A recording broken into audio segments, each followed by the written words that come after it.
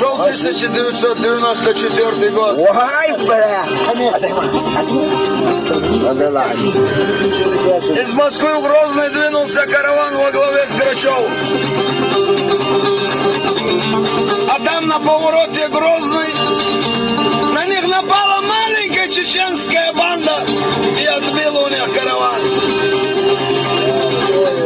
«О, гордые волки!» — воскликнул Грачев. «Отдайте мне караван, а то мне Ельцин отрубит голову.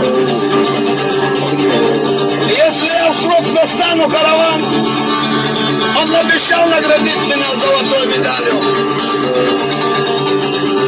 «Нет», — ответили волки, — «иди, мы отпускаем тебя. Скажи своему Ельцину, что чеченский волк сильнее русского орла. Передай Ельцину, что в горах Чечни горят еще костры. Ну, есть я караван». Бля, кассу, пошли,